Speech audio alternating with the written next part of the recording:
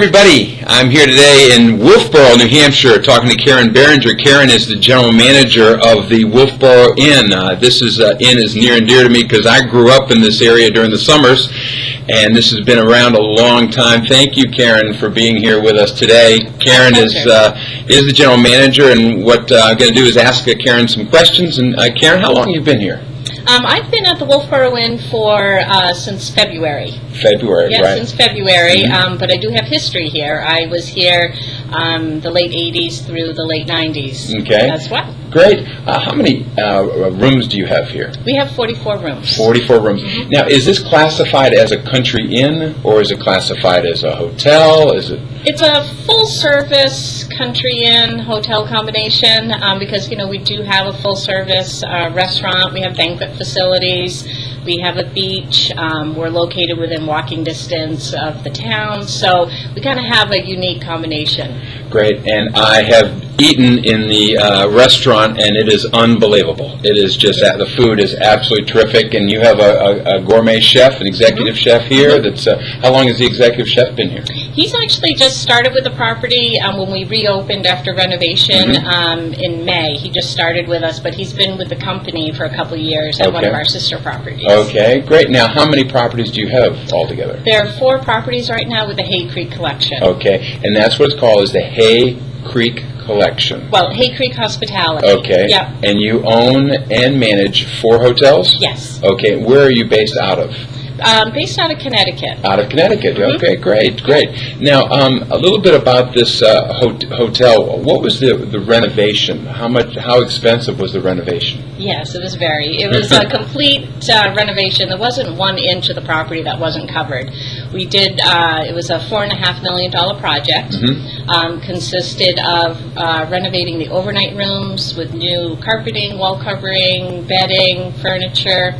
Flat screen TVs, Wi-Fi throughout the whole property, and then we went into the kitchen, and that was a big bulk of the renovation because the kitchen was really a part of the original 1812 part of the building. Right, and that's one thing I want to make sure people listening to this realize is that when a building is built in 1812, there's a lot, not just indoor renovations, but a lot of outdoor renovations. Anything from the outside landscape to the roof to the all kinds of painting to all kinds of different things. So absolutely, and we wanted to try to keep it aesthetically, close to 1812. The front of the building, the picket fence out front. We looked at pictures that we found from the early 1800s.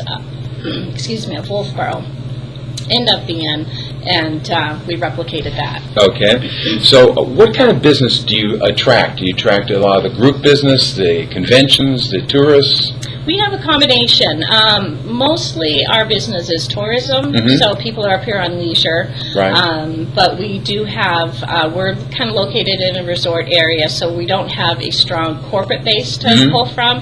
We have probably about 12 corporate accounts that utilize our rooms for their visiting guests, visiting corporate customers, things like that.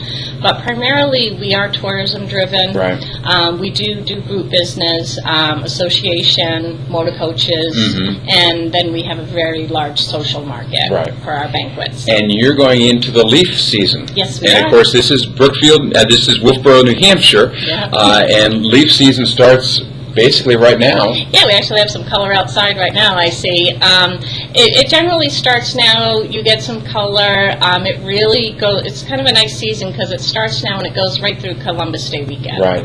So we're talking around September 15th to October 15th is your leaf season. Yes. And I always love looking at the license plates because you have people here from Montana to Idaho to Ohio to all over the country. Yeah, so, absolutely. And this is nothing beats New England fall season. No, now, what about in January? Because you have a lot of snow in January. What's there to do here in January? Well, there's downhill skiing, and there's cross-country skiing, and there's snowmobiling.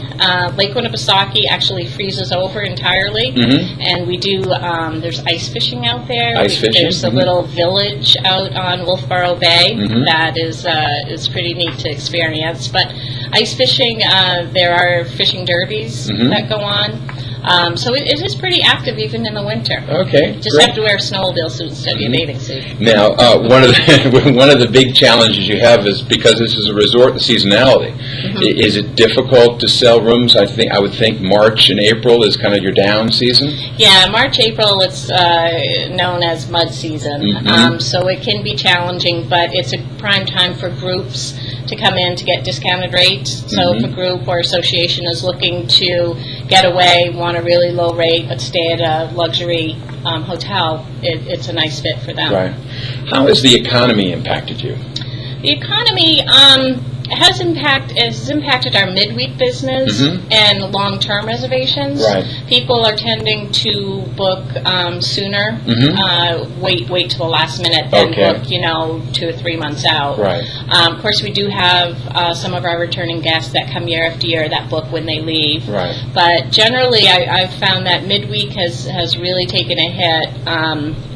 And people are taking like a weekend instead of a week vacation. Much shorter times. Yeah. Right. Who is your competition? Well, we do have, there are two other properties on the lake that are full service. And it's nice because there's only really 3 full service resort type of hotels on Winnipesaukee. One's located in Meredith and one's located in Laconia, so we kind of touch all points of the lake, which is nice. Great. Yeah. I did want to make sure people that are listening to this realize that this is a 44-room property, so you as the general manager, you're not necessarily sitting in your office and dealing with your executive staff like somebody with a 400-room hotel. Right. I saw Karen, she was busy helping and making up the rooms and going around and incredibly very active. And so you get your exercise here, don't you? I do. I started in this industry right from ground zero, housekeeping, dishwashing, worked my way up to front desk, sales, banquet, event coordinating, marketing. So I've really kind of done all aspects, and I think that's the best way to really understand the industry. Absolutely. That's terrific. Yeah. Karen, we really appreciate spending this time because you're getting ready for a big conference coming up today, and I really appreciate you taking time out with us, and thank you so much, and thanks welcome. again. Nice to meet you. Very Bye-bye. nice to meet you. Bye.